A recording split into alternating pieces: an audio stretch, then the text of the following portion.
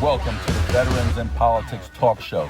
Join us every Wednesday night at 6 p.m. Pacific Time, live stream on Facebook.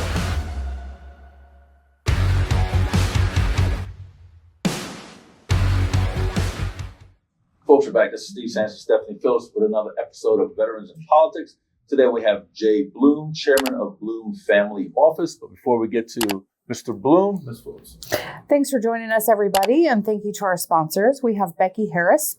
She's running for Clark County Commission, District F, and her website is electbeckyharris.com, electbeckyharris.com. We also have Jill Douglas. She's running for Assembly District 37. Her website is jilldouglas.com, jilldouglas.com. We also have Henderson's Mayor, Michelle Romero. She's running for re-election. Her website is votemichelleromero.com, votemichelleromero.com. We also have Judge Jennifer Schwartz. She's running for re-election for Department 17, and her website is judgeschwartz.com. judgeschwartz.com. We also have Judge Jacob Reynolds. He's running for re-election for Department 29, and his website is judgejacob.com, judgejacob.com. We also have Sherry Struthers. She's running for City of North Las Vegas, City Council, Ward 1.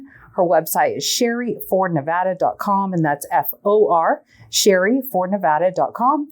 And we also have George Harris. He's running for Senate District 8. His website is votegeorgeharris.com, votegeorgeharris.com. And finally, we have Christine Brewer. She is running for Family Court, Department S, and her website is christinebrewerforjudge.com, and that's the number 4, christinebrewerforjudge.com. Also, don't forget to grab your copy of Steve's book, How to Navigate Nevada's Family Court System. If you are a litigant and you don't have an attorney and can't afford one, jump on Amazon. This is $14.99. It is a self-help book, and it will help you navigate that system. We also have a merch store. It's VIPImerch.com, VIPImerch.com. There's all kinds of fun things for you to check out there. And for my rant really quick, we have people that email us, call us, send us messages on social media all the time. And this one particular lady, she is from Henderson, and she let us know that Adam Price, who was running for Henderson's mayor against Michelle Romero, he is running in the Democrat Party, or was, because after the primary, he was, he lost, apparently very big, he lost. But Adam Price, apparently your signs are still left up and littering the Henderson area, and a bunch of the seniors over there have asked that they be removed, and they're being ignored. So you have 30 days after the primary, which is 30 days after June 9th, which would be July 9th. And those are supposed to all be removed. So if you would be so kind, Adam Price, in Henderson, please go remove all of your signs, yard signs, wherever they are, all over the valley in Henderson. People don't want to see them anymore. And follow the rules, please. Remove your signs. Take your signs down. It's simple. Okay. Is that it? That's it. Oh, wow. I thought you... That was easy. I thought you'd have a longer one than that. No, well, we started a little bit late and we have a lot to talk about, so I figured I would cut that short. But I told, well, I probably shouldn't give her name so she doesn't get any backlash, but she knows who she is. I got your email and I told you I would let the guy know. So there we go. I want to tag him. Who, the Adam Price, or what's his name? Adam Brad Price? Guy, yeah. Jeez. Are you done, Ms. Bloom? Yes, I'm done. Thank you so much. Mr. Bloom, thank you for being on the show. Thank you for having me. Absolutely. Could you give us a background? We only have Don't leave an hour. anything out. Don't leave anything out, Mr. Bloom. We only have an hour. Let's here. go back to 67, okay? You get 10 minutes. That's it. Well, 67. I was born in Japan, Air Force brat. I was born on a U.S. Air Force base in Tachikawa. Moved to New York, Long Island, and then moved to New Jersey and then Manhattan. Okay. And my wife was born and raised in Manhattan. I work for what's today J.P. Morgan Chase.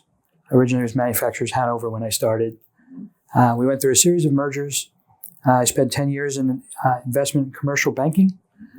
My wife and I decided to leave New York, started a company, and built it up, had a somewhat healthy exit. And then I've been starting companies and everything from startups to mid-cap acquisitions ever since. Okay.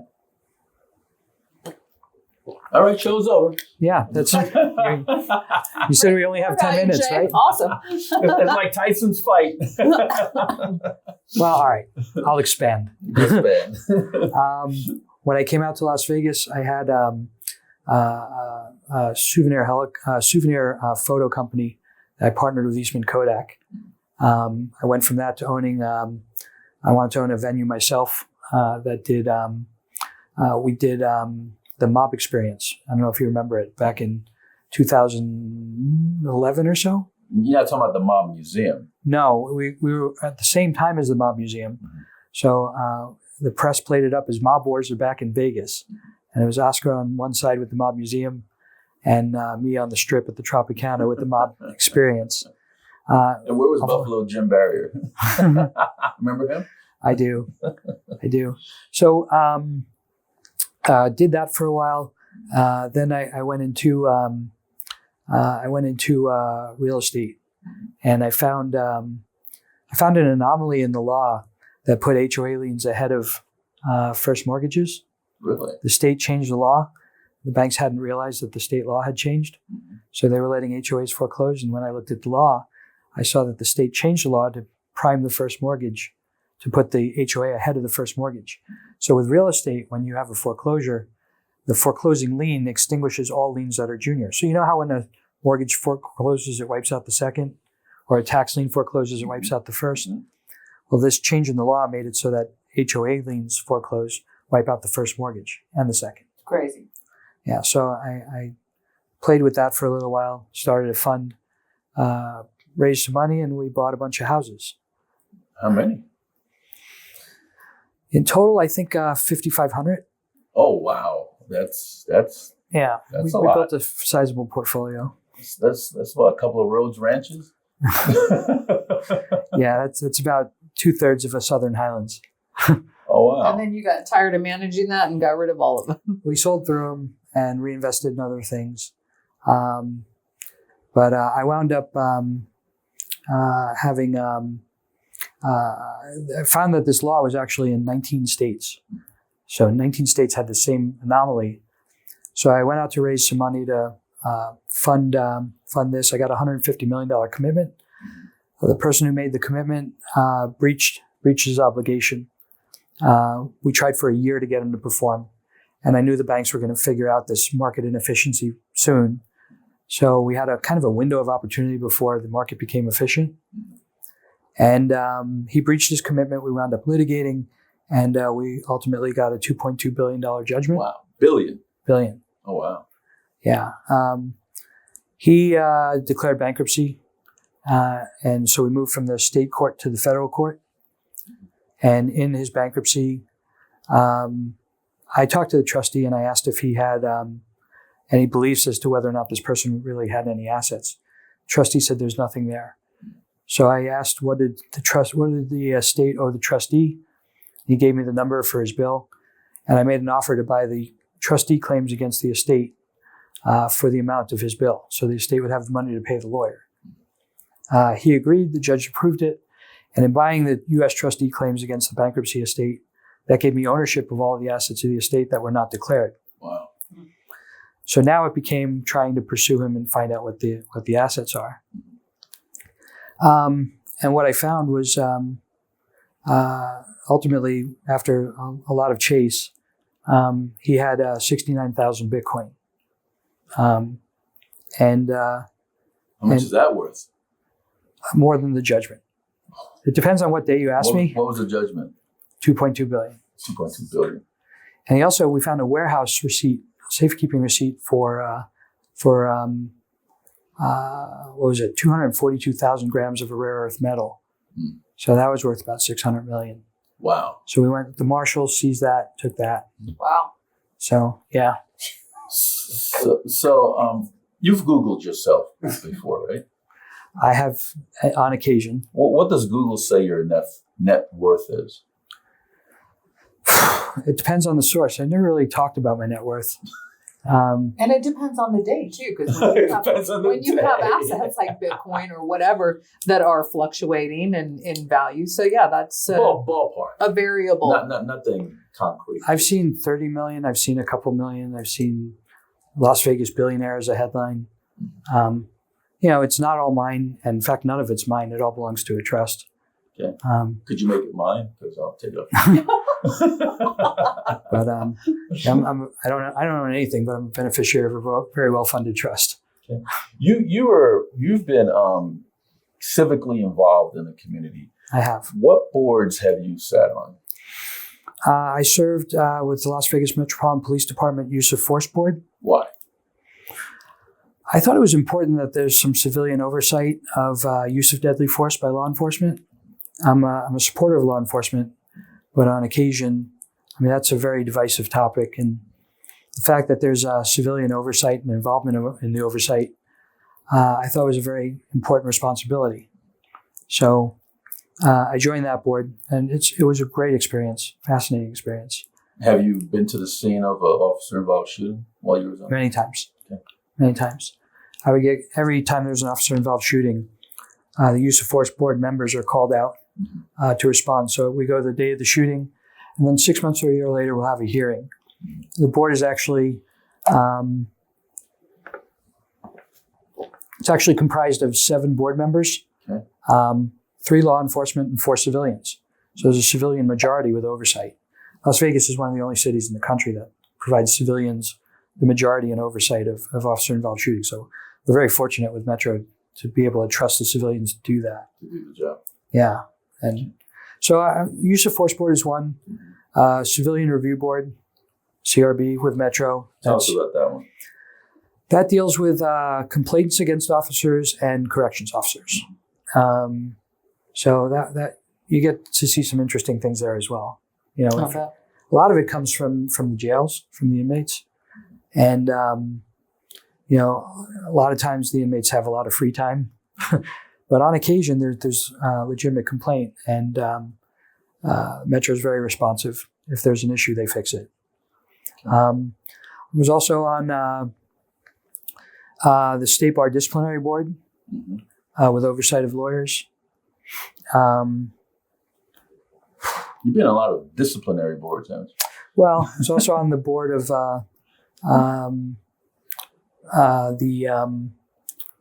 Against drugs? lead law enforcement against drugs is one. So that's a partnership between police and schools to combat drugs and violence in the schools.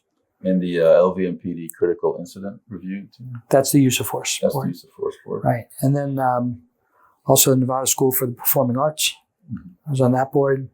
But yeah, I stay fairly active. Why? You could go and hang out somewhere in Italy and chill out for a while, and go to Jamaica and hang out there. Why do you want to be involved in that? Just go enjoy life. Well, I live in the community, so it's important to me that the community is well served and performs and functions, for the benefits of its residents, right? Because we all live here. We want everything. We don't want police running wild.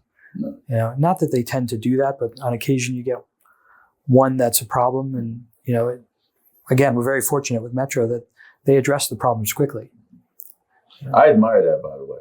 I do too. Yes. How about I want to talk about the state bar. You sat on that board, the disciplinary, the Southern complaints. Nevada Disciplinary Board. Yeah. Okay. So with the state bar, you're very involved in the judicial. So you're very involved in the judicial races. That is of interest to you. When you see, I don't know if you see the number of complaints that come in to the state bar about attorneys or judicial candidates or whatever. How many would you say that they just dismiss administratively because they don't want to deal with it and they send it to the JDC versus actually doing something about it and policing these attorneys and judicial candidates? So that's a very interesting question. And I would split the state bar and lawyers from judges, right? Because they're 2 different disciplinary boards. State Bar oversees attorneys, practicing attorneys. Yeah. There's a Nevada Judicial Disciplinary Commission Right. that oversees judges. Mm-hmm. The State Bar does a fair job at policing lawyers. I would like to see them be a little more active, but they do something. How many would you say, if you looked at 100 complaints, how many would they actually go and discipline, would you say? It depends on. I mean, they really are tried on the merits of the complaint, right? So they're not just rubber stamp denied. That doesn't happen. So your question, out of 100, I would say probably maybe 25% or so. But there are also frivolous complaints. People complain because they lose, even though the lawyer didn't do anything wrong. We've made very valid complaints to the State Bar, and they have done nothing. And these are, campaign violations, clear cut, different things that are absolutely, and they don't do anything. They just say, go to There's a screening process that they go through, right? So before they get to the board members, there's an intake process where they can be dismissed there before they ever reach the board. Mm-hmm. So I'm speaking to my experience when I was on the board. But I'm sure there's a number of complaints that got weeded out before it made it to the board. Who are those people, the intake people? What are these? They're State Bar employees. Oh, they're employed. They're not attorneys. They're not, people on the board. They're just like. They're administrative employees, and they're also attorneys. Do they know There's the a mix. rules? They do. Okay. They do. Now, the judicial is a different story. The JDC is totally different. However, these judicial candidates that are not judges yet, they still have to follow the judicial canons.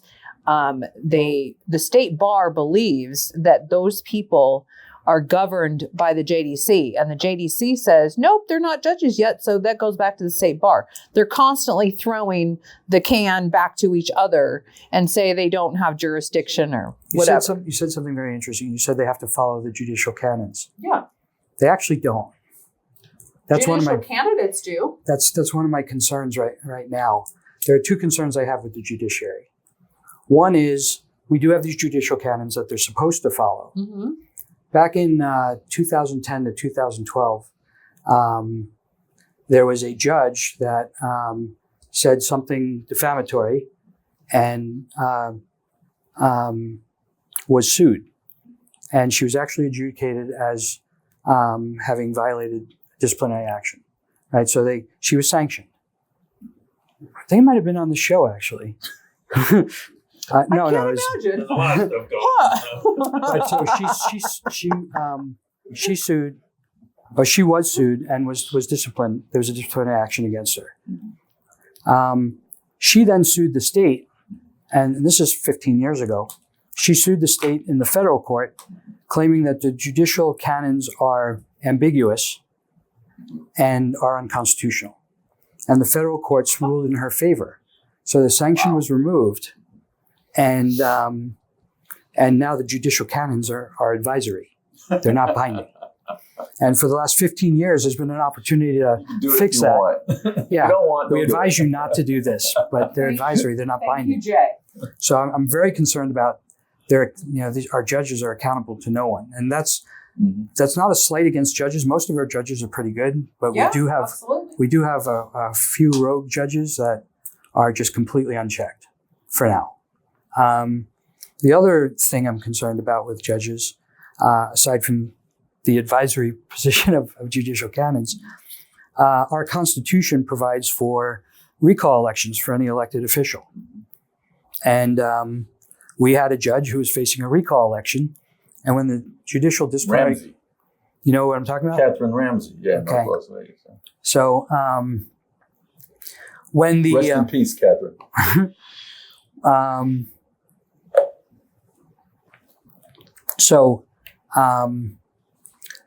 There I was didn't know another you were lawsuit. involved with that. There was another lawsuit. I didn't know you were involved with that. Well, I'm getting involved in fixing the problem that resulted from that. There was another lawsuit that took the position that a recall election is somehow a disciplinary action. And because the Judicial Disciplinary Commission is supposed to be the sole form of discipline, the Supreme Court exempted judges from recall elections as elected officials. So even though the Constitution provides all elected officials are subject to recall elections, except judges. It was the Supreme Court that did that. That's correct. And it's the Fox calling. Then how do you recall them? Fox guarding the hen house. You can't I don't know. I don't Can't know why recall judges. you can't recall judges, and they're not accountable to anybody. So how do under you the get rid Congress. of how do you get rid of a judge? Well, you have one opportunity every 6 years when they're up for re-election, and if you have a candidate that runs against them, you need to support that candidate to turn out a judge. Otherwise, you're stuck for another 6 years until that changes. Can't they be impeached or voted out by the legislature? I think there's 4 ways to get rid of a judge. I don't know that that's ever happened, though. I mean, Judicial Disciplinary Commission can take care of it, but that's the judges deciding to remove a judge. So Yeah, the legislature could make a ruling on it and could remove the judge. yeah, But I've never seen I've that. never seen that happen. The Supreme Court can. We've seen that with Blue, right? Baloo? Erica. Erica Baloo. Mm. She moved to Texas now. She was on. Yeah, She but did. They made it Yeah, enough waves. You don't want Right. to go away. Right. So you're a business. I think she and Joanna Kishner were the two that polled with less than 50% Oh, of the really? lawyers said they should be retained. So you're a businessman, Mr. Bloom, and there are 2 economies here in the state of Nevada. Tourism is one, and gambling is the next. What do you think that we could do to make a third attraction? I think we also have mining as a pretty big industry in the state. Okay. Real estate and real estate development is a big industry in the state. Okay. But if we want to, we had a big opportunity to pass this movie studio bill, and I think we missed by 1 vote. But that would have been a big industry that came here. I think we're a great environment for tech. I mean, we do have Switch, which is a fantastic operation. But we could attract more business here with the right incentives. I mean, we have no state income tax for employees and for business. So that's a fantastic thing. But I think we have to find the budget somewhere to attract the businesses because it pays for itself. And we have done it with the bill that passed for funding for the Allegiant Stadium. I mean, that's paid back a lot more than it cost. That turned out to be a very good decision. So, when the state invests and creates incentives for business to come here, they will come here. And they're leaving from California right next door. Yeah. What about these data centers that everybody keeps talking about, the water that they use, the power and electricity and all that? What is your view on that? There are different ways to generate power. It doesn't have to all be water use, right? So we have the Hoover Dam that provides a lot of power for us. We're also a great state for solar. I was building a 600 megawatt solar field to power data miners in Arizona. Okay. And we lost that when COVID happened. Everything shut down in our financing. We had a public offering on in London on the AIM market in July of 2020. It was scheduled, and COVID just shut down the world. So, but you can power it with solar, right? You can power it with wind. So there's renewable energy technologies that will provide the power without impacting water use. What legacy do you hope to leave here in Las Vegas over the next decade? Well, hopefully I have more than a decade to do it. But I just want to leave the place a better place than when I found it. What does that mean? Well, I'm supporting institutions like everything from the School of the Arts to the Las Vegas Philharmonic to, law enforcement to, it's across the board. I'm supporting hospitals and anything I can do to make the community better, a better place to be, I'm going to do.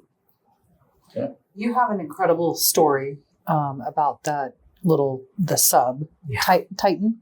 Yeah. Is it that you and your son were going to go in that, right? Right. Tell people about that because I'm sure people remember that. It was incredible. Yeah, it was about 3 years ago now. My son was a big fan of the Titanic, the whole Titanic story in the background. And I was introduced to Stockton Rush, who was the CEO of OceanGate. And he invited us to go down to visit the Titanic wreck.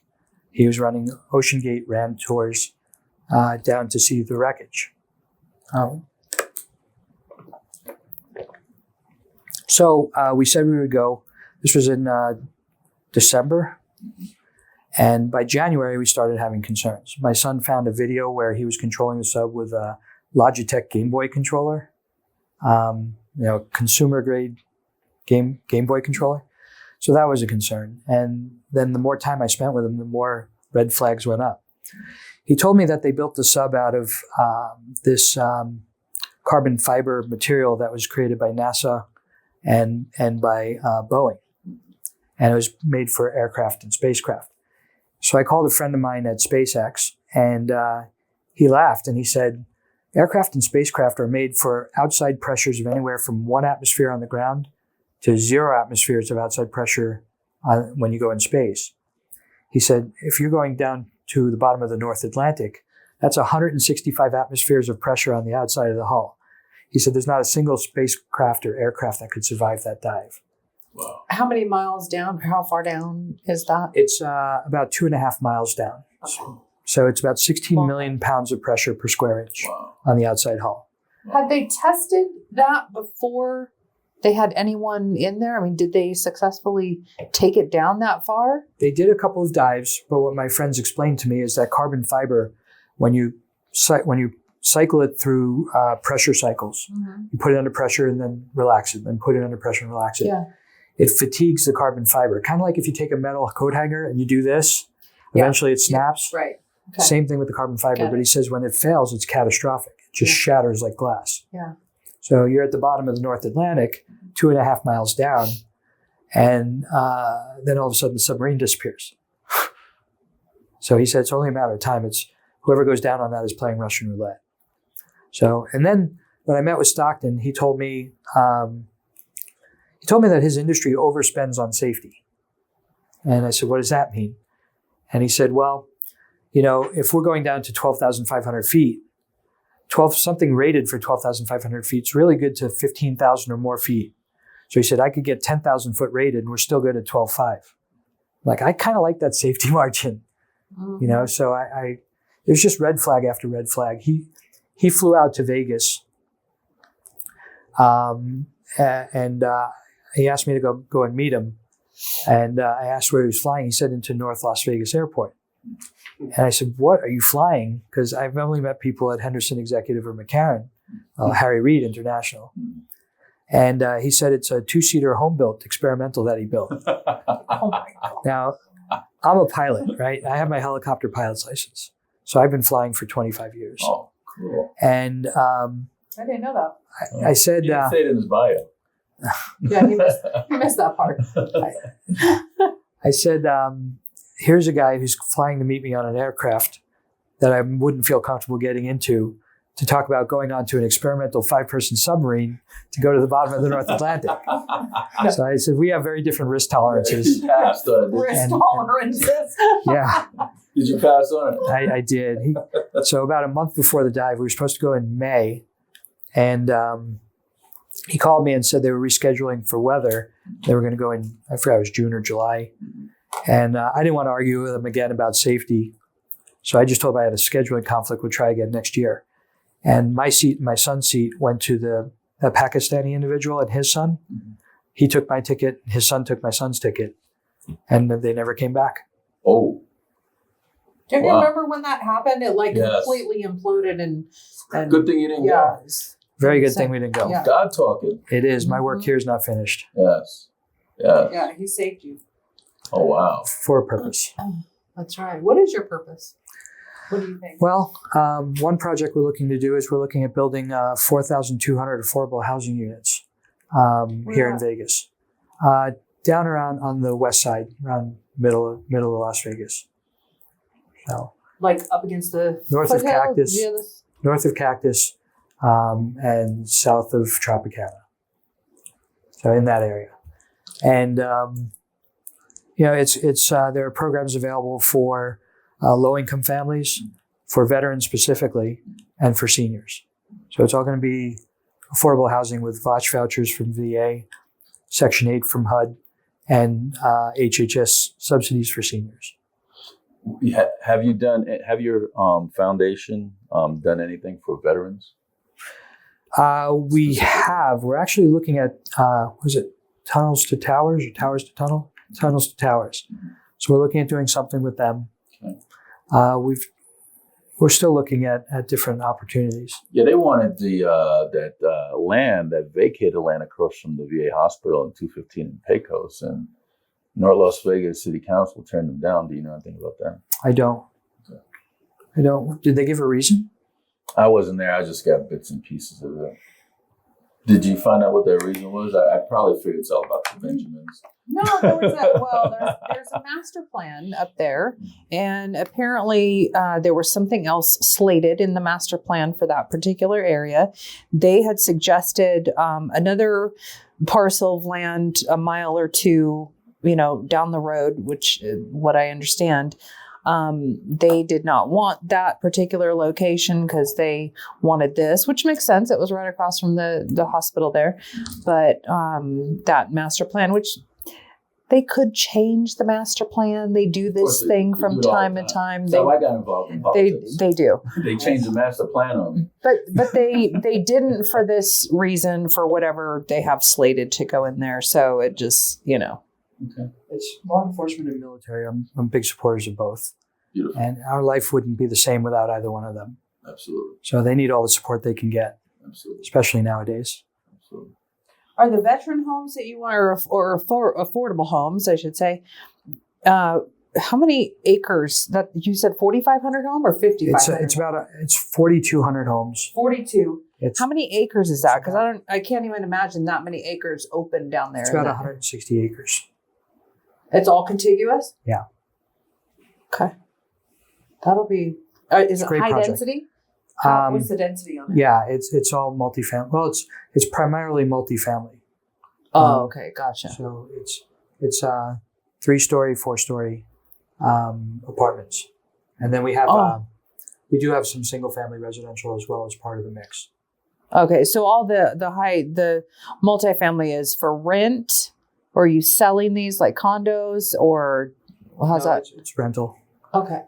We're also looking to put wraparound services in, so we'll provide job skills training. So the idea is we can take people that are lower income and skill them up. So we'll either bring in technology courses where they can learn web programming and cybersecurity and AI and skill them up with technology, or the trades where we'll teach them welding and carpentry and electrical and mechanical plumbing. And the idea is to take a minimum wage earner and turn them into a 6-figure earner where they don't qualify for the program anymore. So while we're increasing the supply, we're also decreasing the demand by increasing wages. Did you break ground? No, not yet. When do you think you'd be breaking ground on that? I'm hopeful we break out. I mean, we haven't even announced the project. That's why I'm being a little ambiguous about the location. And so you haven't got any city council approval or commission approval? No. It's planned out. In that area, that would be District F. So it is. Yeah, you'll want to wait till the election to take your stuff into District F. Yes, Becky Harris.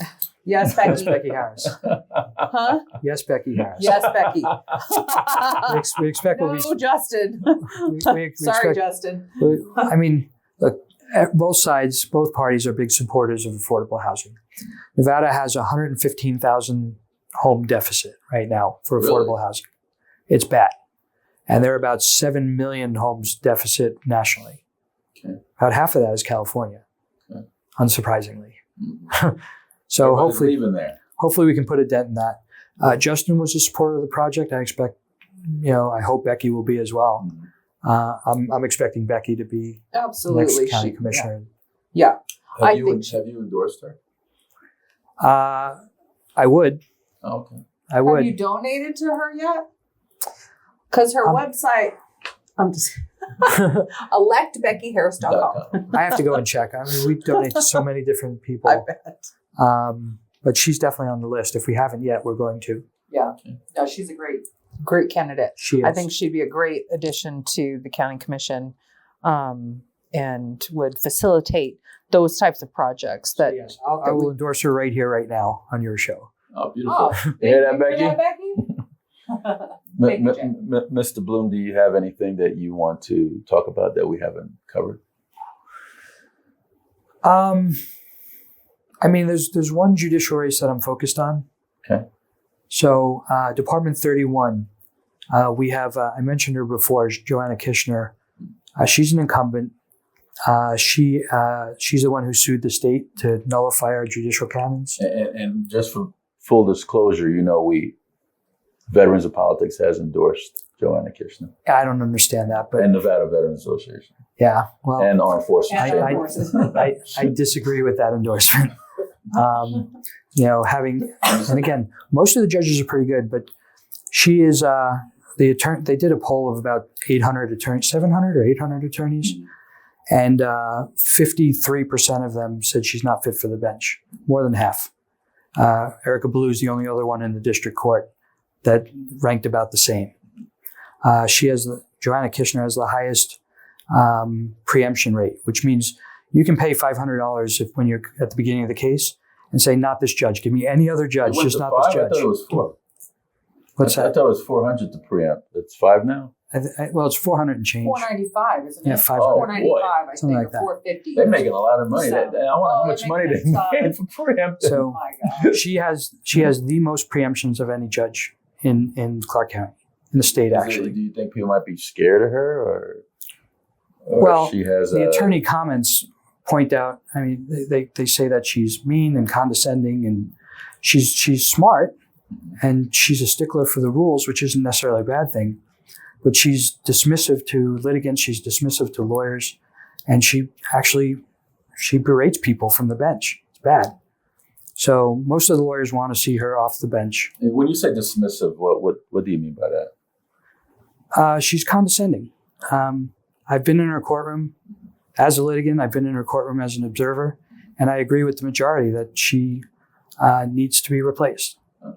So I've been supporting Alexandra McLeod as the candidate for Department 31. And there are other judicial candidates I support as well. Some of them you mentioned already, but that's the race that's near and dear to my heart. Okay. And you're talking about that Review Journal survey that they did where they survey attorneys, right? And they give their feedback. That's where those ratings come from. But what people don't realize is that how many attorneys are licensed here? Is it 15,000, 18,000? I don't know how many there are, but the number of people that actually answer those surveys, some was less than 100. Well, so 700 is a statistically significant sample, so it's a representative sample. You're not going to survey all 11,000 lawyers, right? But you do have it's a representative. 11? I think it's 11. Oh, okay. But you're not going to survey all Those 11,000. are active attorneys. Right. Right. I mean, I saw some response. 179 people. So the only people that could respond were people that actually appeared in front of that judge. So they're not going to take survey results from somebody who doesn't have firsthand knowledge. Well, how would they know that they appeared before the judge? Is there a question that asks them if they appeared before the judge? Yeah, if you're going to answer that survey as an attorney, you have to have appeared in front of that judge that you're commenting on. And we're assuming that they're telling the truth, right? Well, or they're going way out of their way to lie to take her off the bench. And right? it is anonymous, so that you never would know. There's no way to even police that at all. It is anonymous because a lot of the people wouldn't say what they said if she knew who they were, because they still have to appear in front of her Yeah. at least until January. We have sat in her courtroom, I don't know how many times, but Few. we have sat there and we have listened. And this one particular day, I just, it was, we did the live outside the courthouse this day that we sat, and I could not believe the patience that this woman had for this pro se litigant. The other side had 3 attorneys on it, and this poor defendant guy. she had given him, chances. She was being patient. I mean, she had the patience of Job. And I just sat there thinking, how can you do this? And she was just as nice and calm. I mean, just exactly opposite of what you're describing. And I think, my gosh, how many of these type of people that just she have to deal with in a day, every week, every month. But I thought she handled that extremely I'm well. glad you had a good experience with her. Yeah. That wasn't my experience. And I can tell you, I have dozens of lawyers that say, I'll support her publicly because I need to appear in front of her, but I'm voting against her. Oh, gosh. Dozens. So, Well, Mr. Bloom, Mark is going to zoom in on you, Okay. and this is your moment to say whatever you want. You could direct people to I don't know if you have a website or whatever. Yeah, I really have nothing to promote. Or but you could, whatever you want to say, you could say it. Or a foundation Yeah. or an email or, anything. Or support a cause or. Well, okay. So I've named a number of causes here today. Everything from the Las Vegas Metropolitan Police Department Foundation to the Nevada School of the Arts to the Las Vegas Philharmonic. I would encourage everybody that's watching to go out and support these organizations that make our lives better. And lastly, I would ask for you to support Alexandra McLeod in Department 31 as well. That's an important race. I think these judges, they don't realize how much they impact people's lives, and the voters don't realize how much they impact their life.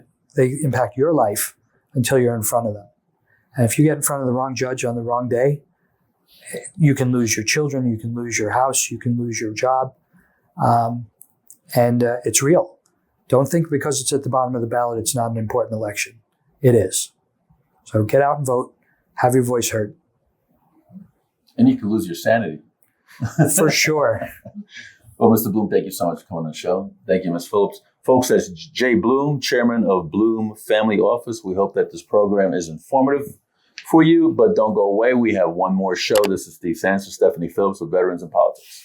Join us every Wednesday night at 6 p.m. Pacific Time, live stream on Facebook.